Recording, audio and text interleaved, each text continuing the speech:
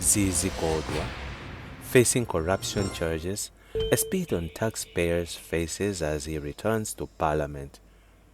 The decision to swear in disgraced former Sports, Arts and Culture Minister Zizi Kodwa as an ANC Member of Parliament has heightened the curiosity on how he was arrested and charged for corruption. The move has been frowned upon by political parties, civil society and some ordinary citizens. Kodwa, together with 58 members of uMkhonto weSizwe Party MKP, will be sworn in on Tuesday as part of Parliament's 7th administration.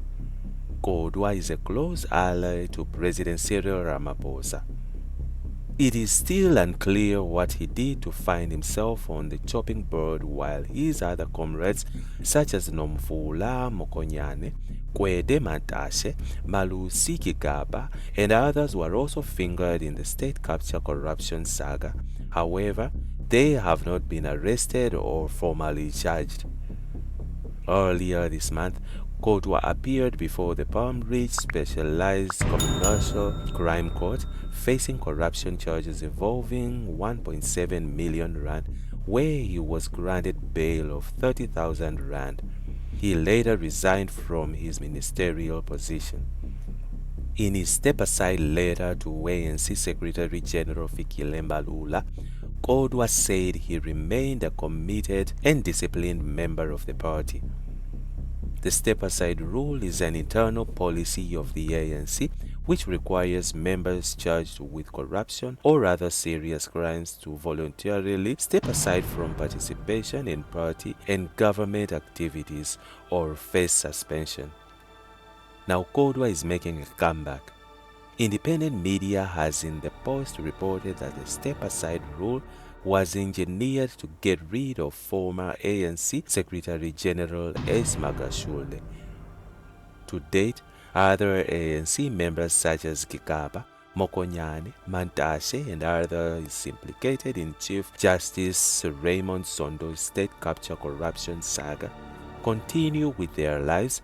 They all survived the chop while Kodwa is facing the music alone. One can only wonder when the others will be arrested for alleged corruption involving Bosasa among others. According to EWN, the organization Undoing Tax Abuse, OTA, Executive Director Wayne Duveneer said Kodwa's return to the National Assembly will be a hindrance in fighting corruption. Action SA said it condemned Kodwa's return despite facing serious corruption charges, allegedly accepting a 1.7 million rand bribe.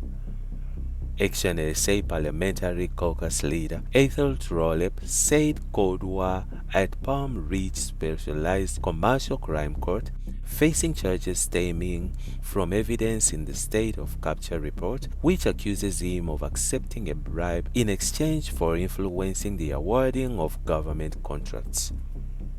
Consequently, it is unthinkable that in any nation governed by the rule of law that an individual can simultaneously juggle courtroom appearances for breaking corruption law while sitting in parliament, shaping the country's laws. As we await with bated breath of announcement of President Cyril Ramaphosa's cabinet, it is evident that yet another new era promised in this inauguration speech is off to a rocky start, noting not just this matter but also the fact that the very MC of this inauguration, namely Nomvula Mokonyane, is herself implicated in the same state capture report for corruption, Trollip said. He said fundamentally, Action SA believes that a corruption-free and prosperous South Africa is incompatible with the ANC, and any attempt to sell the half-baked renewal of the ANC by diluting their patronage through a so-called Government of National Unity GNU is an affront to the intelligence of South Africans. Action SA calls on the ANC to, for once, act in the interest of the integrity of Parliament and remove him as a prospective MP thereby ensuring that the former minister has ample time for his court appearances and saving the South African taxpayer from insult of footing the bill for such a tainted individual, Trollip said. ANC National Spokesperson Mahlengi Mosieri Bengu declined to comment. Ordinary South Africans took to social media platform X expressing their views on this. So reputation means nothing to the parliament? How is he even allowed to do that? He can't be the only one who can do whatever his office does. Someone with a clean record can step in. This is a speech to the public, wrote Melo Malebo. Some people in this country have a problem to judge John Hlophe is going to parliament as a presidential leader of the MKP. He's facing no criminal charges. The very same people don't see anything wrong that the ANC is taking his chap to parliament. He's facing graft charges, wrote Nzombango Gatomase. Former Minister Zizi Kodwa was intensified after he confirmed to the ANC that he would be stepping aside from all his duties in party. This came after he resigned as minister from President Cyril Ramaphosa's cabinet.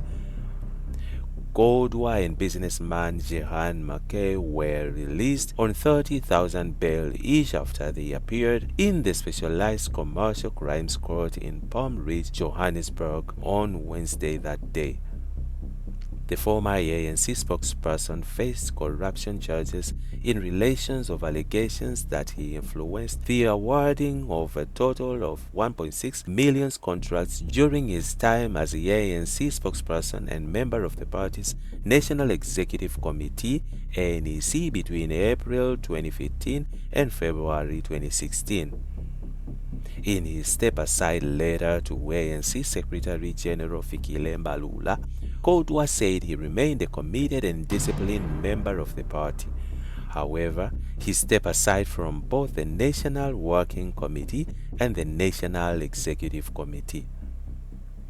It read in part, I hereby inform you of my intention to step aside of the NWC and the NEC with immediate effect following being formally charged for allegations of corruption, which I strongly deny.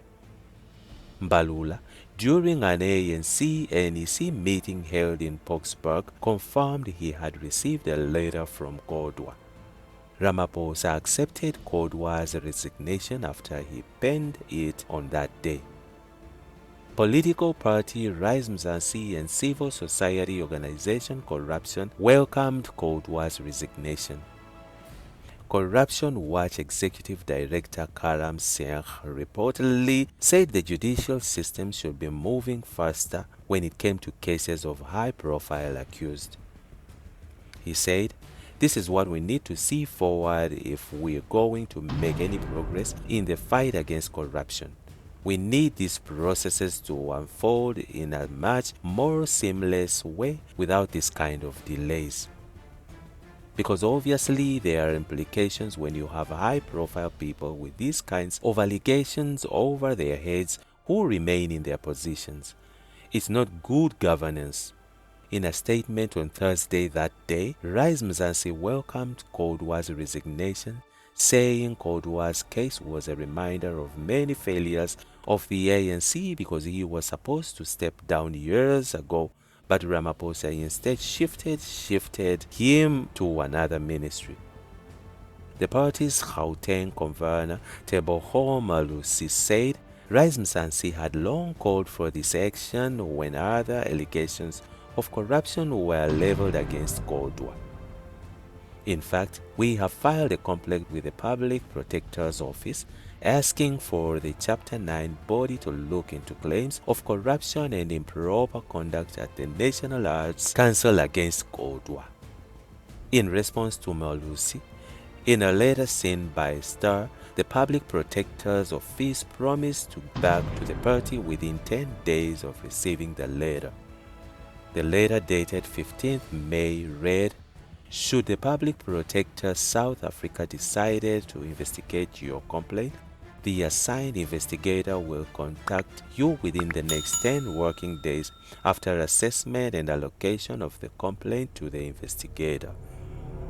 On May 10th, the Star reported that Kodwa disregarded the law in protecting his alleged friends in the appointment of officials at the National Arts Council. The accusations emanate from the president of the South African Royalties Association, Freddy Nyatela, who said Kodwa was protecting senior civil servants in his office and making illegal appointments. And that's it from Injibs Network. Stay tuned to our celebrity and gossip news.